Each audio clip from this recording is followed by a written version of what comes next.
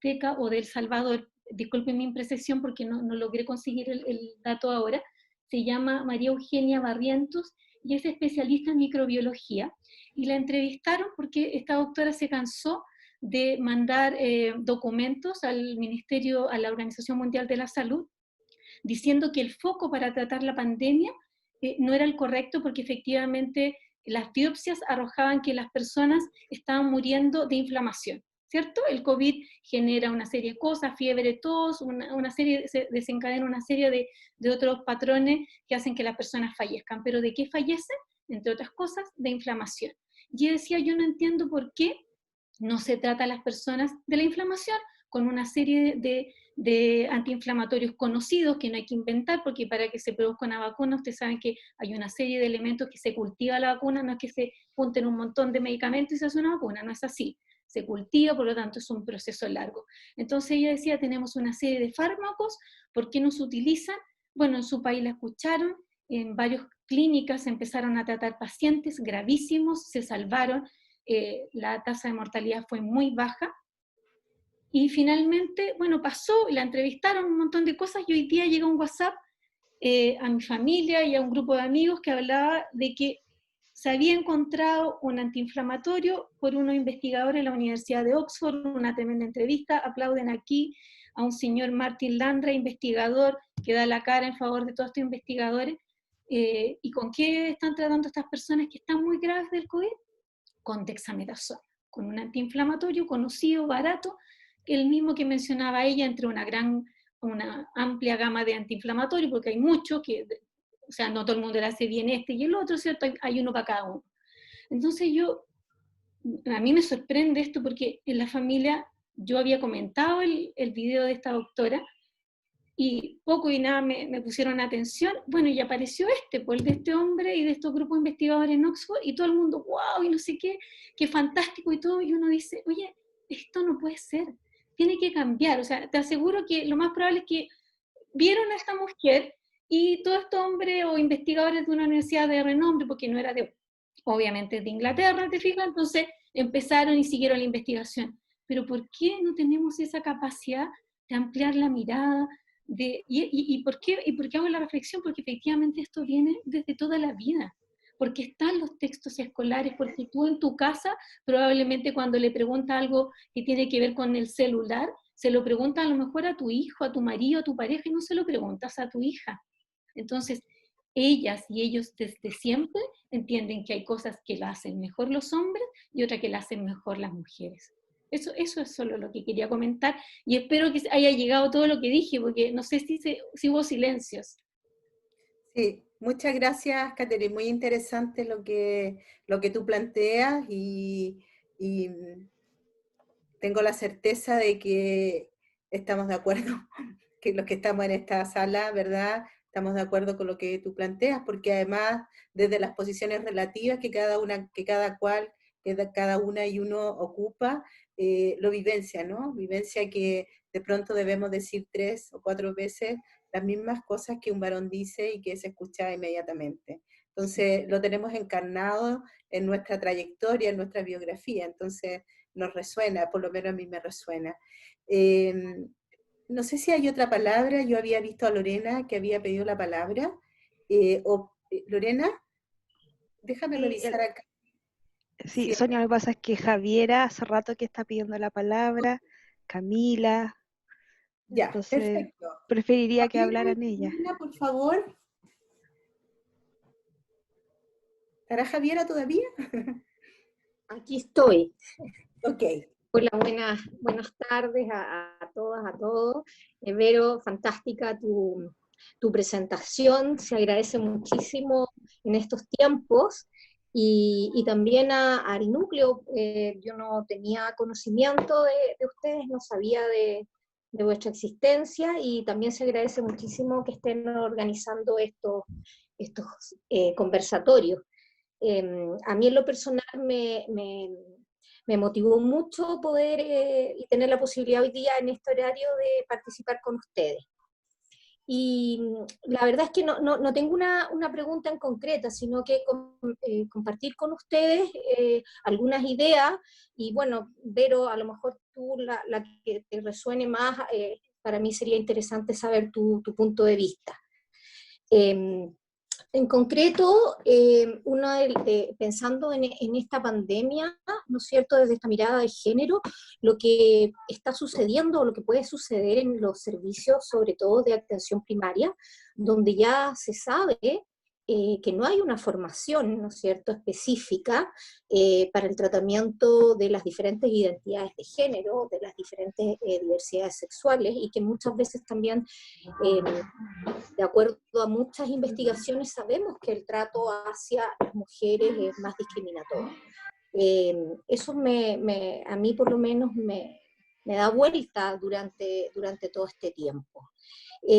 También cuando la Verónica nos compartía el rol que tienen las lideresas en este minuto, me hace reflexionar, me hace recordar las mujeres que históricamente han estado a cargo, ¿no es cierto?, de las ollas comunes, algo que en estos momentos en nuestro país ha vuelto a ser un día a día. Y también otra de las ideas, y con esto finalizar, respecto a lo que está sucediendo también con esta solicitud del postnatal. Y otro tema que sabemos que está siendo muy complejo es para las madres, que además están con un teletrabajo, con este trabajo que se realiza fuera de casa, y si le sumamos a esto que pueden tener hijas, hijos, ya sea pequeñas, pequeños o adolescentes, eso sigue siendo una doble jornada laboral como es siempre. Sumado a este contexto de crisis sanitaria, yo creo que la situación es bastante compleja y requiere efectivamente seguir trabajando y pensando en el cambio social que requiere el país y a nivel mundial. Eso es lo que quería compartir. Muchas gracias, Javiera. Muy interesante tus reflexiones. Le pedimos a Camila Ortiz, que también había pedido la palabra. Por favor, Camila. Hola, buenas tardes a todos, a todas, a todes. Gracias a Laverito por hacernos ahí la invitación. Tampoco tenía conocimiento de estos conversatorios que se estaban realizando. Bueno, efectivamente, mencionar más que nada algunas cosas. Primero decir que este es un tema que hoy en día está tomando mucho revuelo, que se está escuchando mucho, y creo que es la oportunidad que tenemos para poder poner el género en la educación y en la escuela. Yo actualmente estoy haciendo un magíster en currículum y justamente nos pidieron hacer un ensayo, y mi ensayo fue basado en el sesgo de género que hay dentro del currículum nacional, tanto en el prescrito como en el oculto. Entonces, si venimos con una bajada de nuestros planes y programas que ya están mentalizados en esta bajada cultural que quieren hacer, cómo nos quieren posicionar como ciudadanos, y si este currículum ya viene con una mentalidad, ya es androcéntrico, o sea, obviamente es difícil que las personas puedan pensar de una forma distinta, y también es difícil que cuando entramos a la escuela sacarnos como un poco el abrigo de con todo lo que venimos de la parte cultural. O sea, en la escuela es muy difícil separar lo que culturalmente también nos han enseñado. Entonces, por un lado, una de las formas de poder ver cómo podemos hacer un cambio es que nos demos cuenta de cómo nosotros producimos el sexismo y el sesgo de género dentro de la escuela, dentro de lo que hacemos como docentes. Yo igual soy docente, ¿ya? Pero que también las personas que hacen los planes y programas también se den cuenta. Lo mismo que pasó ahora en el curso que hicieron, que Verónica me mencionaba, el CPIP, dentro del currículum, por ejemplo, en lo que es lenguaje y literatura, si bien ya no hay establecido cuáles son los libros de lectura, sí hay proposición de libros, y la mayoría de esos libros son todos de varones. Ya los autores, la mayoría son varones. Hay varios estudios, de hecho, que se han hecho al respecto. ¿Ya? Entonces, por un lado, posicionar eso.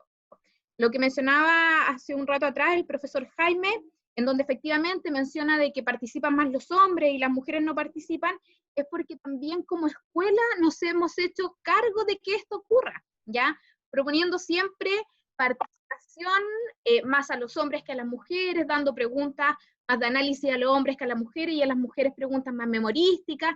Entonces hay varios patrones que están establecidos, hay mucha literatura hoy en día que nos muestran de cierta forma cómo nosotros mismos producimos el sesgo de género dentro de la escuela. Creo que es fundamental que nos demos cuenta.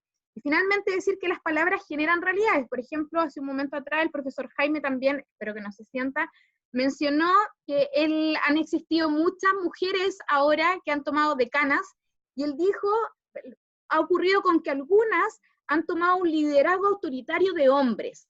Y eso es un error que todos cometemos porque asumimos que hay ciertas cualidades o habilidades que están ligadas a los hombres y otras a las mujeres. Una mujer puede tener un liderazgo autoritario y eso no tiene que ver con que sea una característica de un varón, ¿ya? O la sencillez, lo que mencionaba la Vero, que hay que hacernos cargo también de la masculinidad. La sencillez, la emoción, no es algo propiamente femenino, también puede ser masculino. Entonces, como sociedad hemos establecido estándares de qué es ser hombre y de qué es ser mujer, y lo vamos reproduciendo constantemente. Solamente eso, muchísimas gracias. Muchas gracias. Te agradecemos tus reflexiones.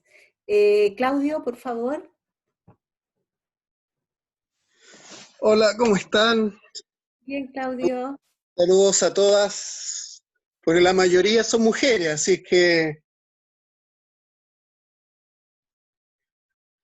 si en algún momento estaban, perfectamente podríamos decir a todas, cuando la mayoría de las que participan en este tipo de conversatorios son mujeres, y nosotros asumir que somos la minoría, ¿no? Y compartir algunas reflexiones, y qué bueno que se continúe, digamos, en esta temática, como la vez pasada, que se abordaron el tema de las masculinidades. Dos cosas, digamos. Una principalmente en relación al tema de la funa que hablaba el profesor. Es un poco, de repente, un poco el mismo llamado que hacen las autoridades respecto de la explosión de octubre, ¿cierto? En donde después de que explotó toda la convulsión social y donde dijimos nos cansamos, nos unimos, en ese momento nos llaman a conversar y nos dicen, pero ¿por qué tienen que ser tan violentos? ¿Y por qué no ocupan los canales de comunicación? Sí, resulta que durante tantos años hemos ocupado los canales de comunicación y no nos han escuchado.